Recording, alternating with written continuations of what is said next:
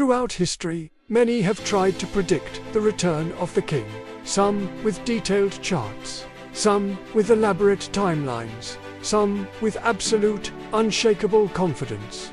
And yet, every single prediction has fallen silent with the passing of time. But first, be sure to follow Tiny Seed Bible for more insights like this, grounded in Scripture and easy to understand. Follow Tiny Seed Bible and stay ready for what's ahead. Smash that like button, like God smashed the walls of Jericho. So the question isn't really if people will keep predicting the rapture, it's why they keep doing it. And more importantly, what Scripture actually calls us to focus on instead. Every generation seems to feel like it might be the last. Wars erupt, nations are shaken, morality shifts and crumbles. And in moments just like these, the human heart desperately longs for certainty. Setting a date for the end feels oddly comforting. It gives our fear a schedule. It creates the illusion that we have some kind of control over the uncontrollable. But the Bible gently reminds us that fear is never, ever meant to be our guide. The book of Ecclesiastes puts it this way: what has been will be again, and what has been done will be done again. There is nothing new under the sun. History repeats itself, not because God is silent, but because human nature, at its core, remains the same. Jesus knew this perfectly. That's precisely why he didn't give his followers a date. In Matthew chapter 24, he said it plainly, but about that day or hour no one knows, not even the angels in heaven, nor the Son, but only the Father. Think about that. Not the angels, not the disciples, not even the Son in his earthly ministry. So, if Jesus himself didn't give a date, why do so many people keep trying to create one? Let's look at the book of Acts, chapter 1. Right before Jesus ascended into heaven, the disciples asked him again, "Lord, will you at this time restore the kingdom to Israel?" They were still looking for a date, for a timeline. And Jesus replied, "It is not for you to know the times or seasons that the Father has set by his own authority." He didn't rebuke them harshly, but he did redirect them. Instead of giving them a timeline, he gave them a mission. He told them they would be his witnesses to the ends of the earth. And this is where so many modern predictions go astray. The focus shifts from mission to calculation.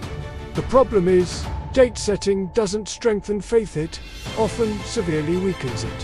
When these bold predictions inevitably fail, people are left feeling confused, disappointed, and sometimes even betrayed. The book of Proverbs tells us, "Hope deferred makes the heart sick." And when our hope is built on man-made dates instead of genuine devotion to God, it simply doesn't last. It creates a brittle, fragile faith. This is exactly why fear-based faith never endures. The early Christians understood this concept deeply. They didn't live in comfort and security. They lived under constant threat of intense persecution. They weren't just waiting for a comfortable escape, they were actively preparing to endure hardship for their faith.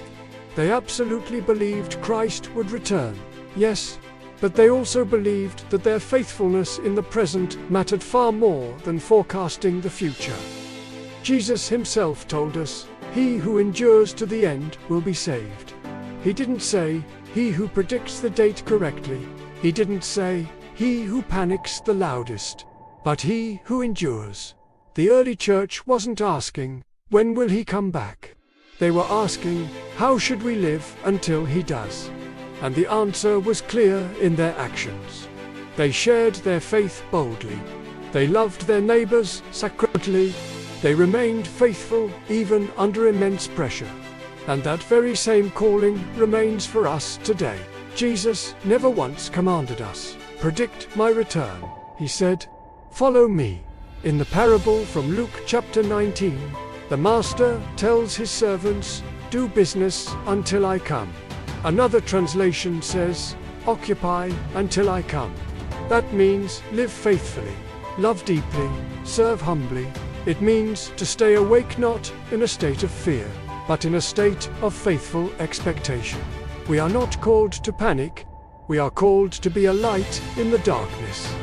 So, the real question isn't asterisk when asterisk he's coming back. The real question is, asterisk who asterisk will we be when he does? Will we be found fearful and hiding, or faithful and working? Will we be distracted by arguments over dates, or devoted to walking in truth and love? Jesus said, "Blessed is that servant whom his master finds doing his work when he comes." That is our ultimate calling. Not fear, not speculation, but simple, enduring faithfulness. Stay awake, stay ready, and walk in the light.